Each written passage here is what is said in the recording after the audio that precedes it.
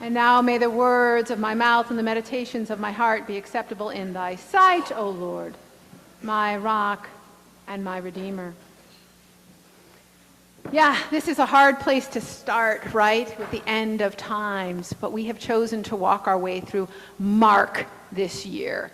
And so things are going to be a little different. And so with that being said, we're going to start with a little Name That Tune. So I hope you're ready. When I was a teenager, I know that was a long time ago to some of you, there is a song that came out that was very popular for a while. So I wonder who might recognize it.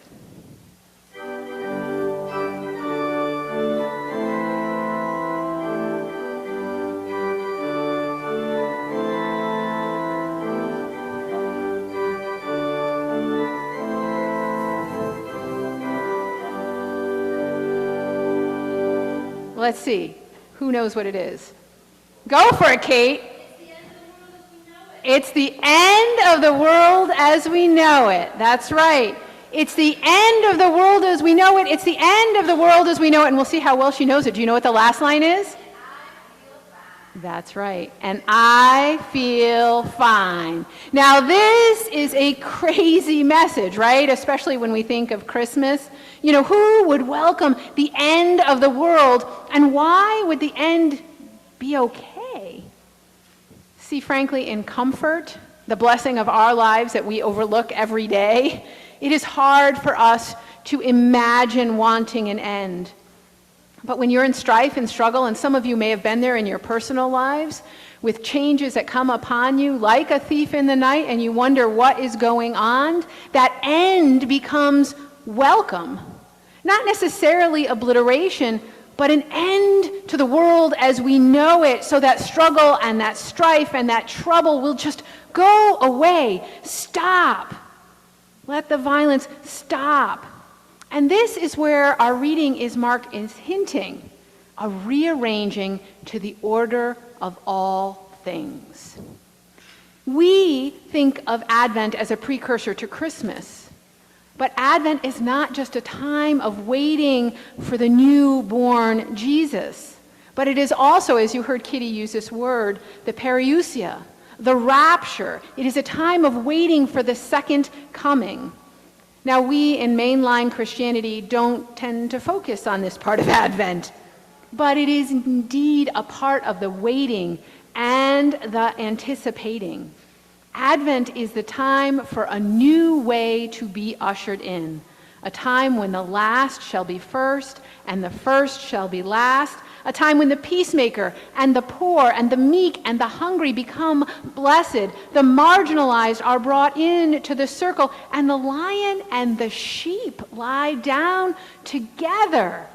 It is a time when the needs of all are considered and equality emerges that we can barely fathom. In early Christianity, the desire for the end was so popular that Paul had to admonish the slackers who had given up their jobs and their responsibilities to just sit down and wait. Paul had to tell them, as Jesus tells us in Mark, that no one knows the time or the day, and therefore we can't stop the work at hand in hope of tomorrow. Instead, we are called to work just as earnestly, and God will come in God's time. It is a paradox to say both that the second coming shall come without our knowing, and that in doing the work to inculcate heaven on earth, we can also usher in that day. And yet, so it is.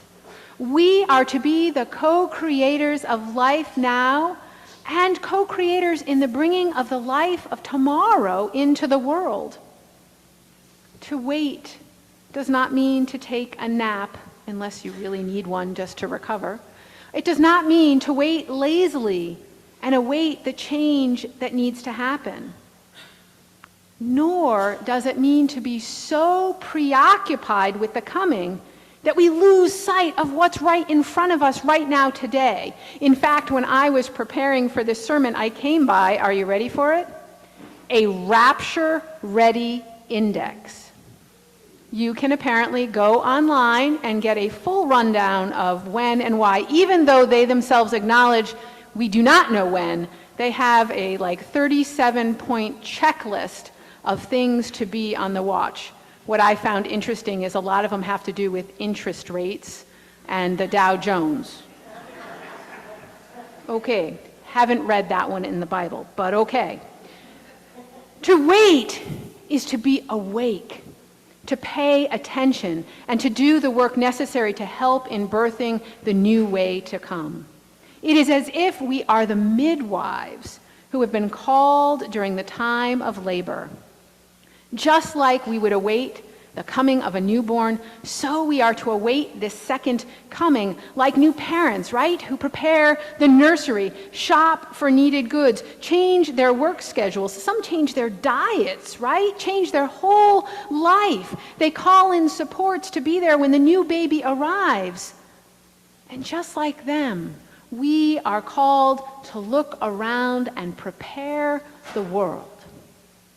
Now, I think perhaps the problem with this is the word Advent itself. The problem lies in its name because Advent means to come, to arrive. And it sounds like there's nothing to do but to wait for that knock, knock, knock at the door.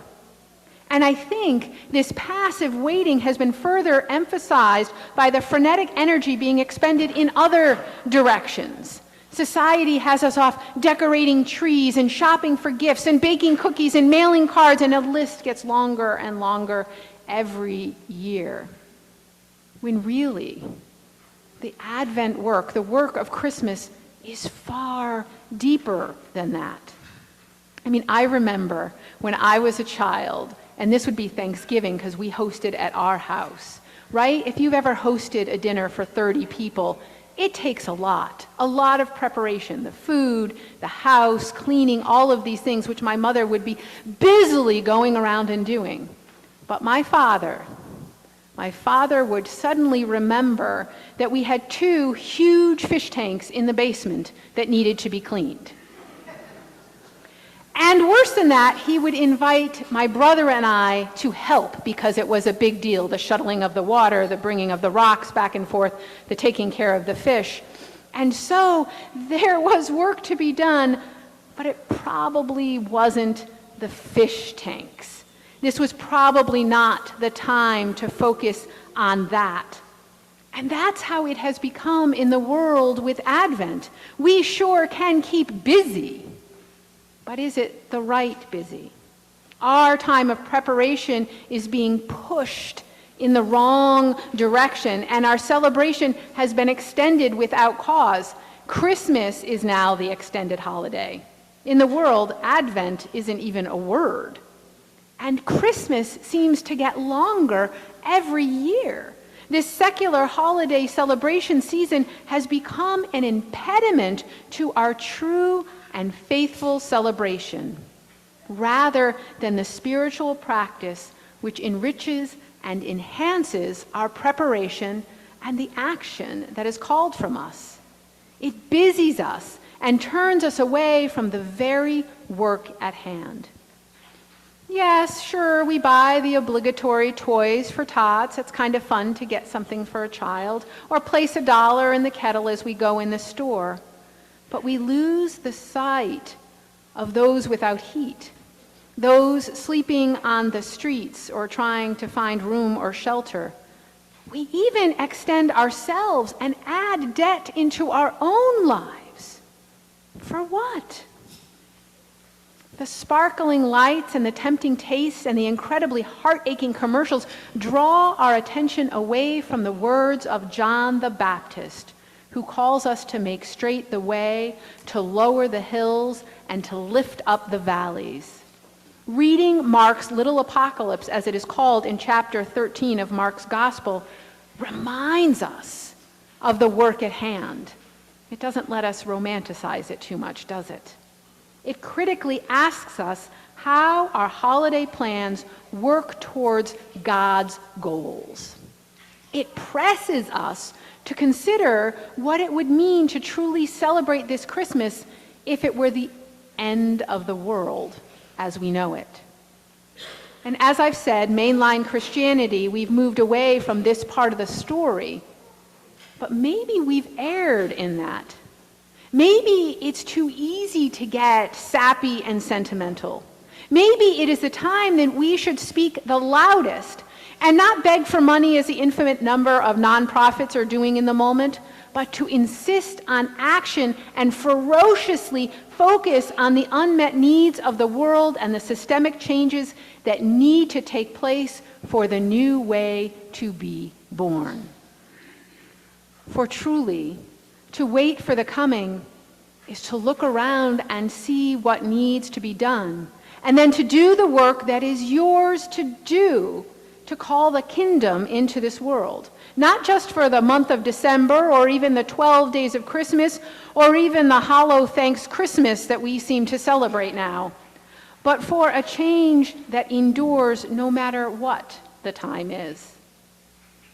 Within our reading today of chapter 13, Jesus added one tiny, one-verse parable in chapter 13, verse 34.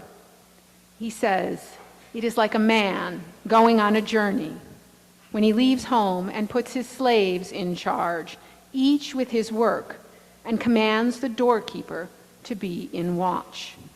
He goes on to say that we therefore must keep awake because we do not know when the master of the house will come, and when that happens, we do not want to be found asleep. Instead, we should be found doing our work. And so now comes the hard question, right? What's the question? So what is your work? What is our work? What are you called to do in the world? What are we called to do in the world? Where can we do God's work in this world? Where are we needed? Where does the world call out? And this is not a question of what we do for a living necessarily, but a question of what your work is in this world. Frederick Buechner says it beautifully. He says, "Where does your deep gladness and the world's deep hunger meet?" What have you been put here to do? Because you have been put here for a reason, and you do hold within you something that no one else has, that this world needs from you. And so we have to discern what our particular gift is and where we might use it. In the Gospel of Matthew, in chapter 25, verse 14 through 30, Jesus tells us another parable of a landowner who goes away. In this story, he gives each of his servants a talent. So not the talent like I was just talking about, but that kind of talent is money. In fact, it's a very, very large sum of money. And when he returns, the master wants an accounting for this money that he's left in charge of his servants. And the first servant says, basically, "I've doubled mine." And the master is quite happy. And the second does the same, and the master is equally happy. But the third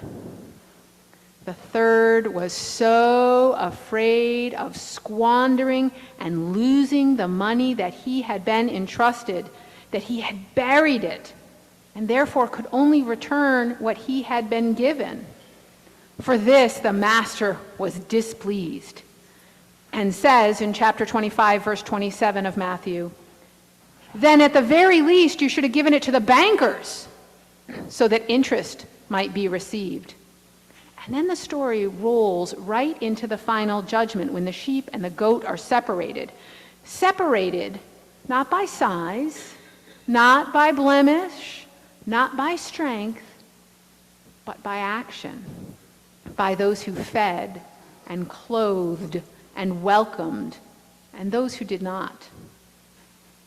To wait is not to twiddle our thumbs, but to participate, to recognize the assets that we've been given, and to set forth now and continually to bring them to fruition, to double them, as it were, out into the world, so that when the master returns and says our work is done, there can be joy and rejoicing.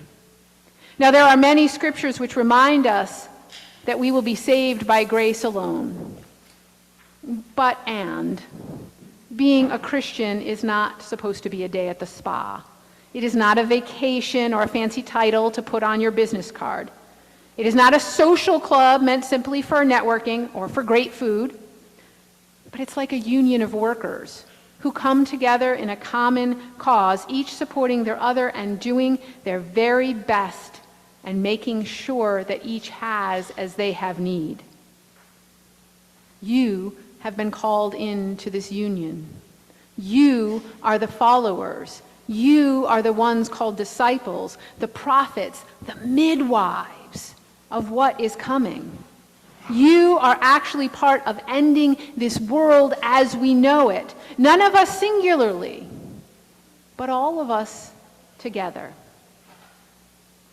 Now there's a little bit of history that I want to add in here, just a little bit about the Gospel of Mark, because we're going to travel through Mark throughout this entire Advent, and it wouldn't be apparent in what Kitty said. See, many of us wrongly believe that the Gospels were written as first-hand accounts in the time that they occurred. But according to modern scholars and textual analysis, this is not true. Mark is in fact believed to be the first of the Gospels written, and not written until approximately 70 of the Common Era. Now let me ask you a trivia question. It's not as hard as it sounds. Does anyone know when Jesus is said to be crucified?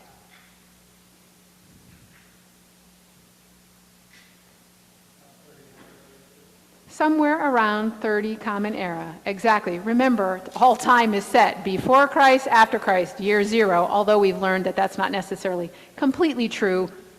But the Common Era is set at the birth of Christ. He lived approximately 30 years or thereabouts, depending what you read. And so that means, ready for your math, Mark is written how long after Jesus' crucifixion? 40 years. 40 years. What did you eat for breakfast 4 days ago? And we don't even know that Mark was with Jesus. In fact, probably not, because this is an entire generation later. But what's really important about this time frame is what's happening in Jerusalem. The Romans are not only very present, not only causing oppression and strife, but they have desecrated and razed the temple. So in the reading, when we hear about the stones falling, Jesus is put in his mouth that even these stones shall fall. It is quite possible that they have already fallen when the writer is writing. And that this is in fact not a prediction, but a report of the author in an attempt to explain what has happened, because the impossible has happened. The center of worship for all of Judaism has fallen and been destroyed before them. And so it sure feels like a new way is coming into this world. And it isn't happening because God is coming, but because the Romans are coming and they are terrified and looking for hope. And so they are trying to explain, how could this tragedy make sense? How could this end, what appears to be an end, be reinterpreted as a beginning, as a possibility, as something more important than what we expect? Because this end of the world as we know it is not a promise of protection. It is not a hope for ease, nor is it a vision of comfort. But it is a call to participation, an opportunity to co-create the very kingdom that we hope for, that we dream for, that we pray for. We do not indeed know when the end of days will come. We do not know what it will look like. But while we cannot predict the day, nor should we sit and wait, we can prepare the way. We can set our face to the work at hand. We can do our best to pull heaven into this world. And frankly, we're not going to do that with baubles or tinsel or parties or trees. But we can do it with faith and love and hope and action, because these are the things that will endure long after the tree is in the landfill or returned to the attic, the cards have been recycled, and the cookies have all been eaten. So let us live and love now until that end does come, into the change that God is calling for. For indeed, the birth pangs are real, and they have been so from the beginning, calling each generation to its work. In the end of the world as we know it, we are called to co-create. And we should, Kate, you said it so well. What should we do? It's the end of the world as we know it. I feel fine. Because that's what God is calling. A time of new order, a time of love, a time where everyone is cared for. And we need to give thanks for this new order, that each of God's children might be celebrated, might be lifted up. And so may we rejoice and celebrate the coming of the King. Amen.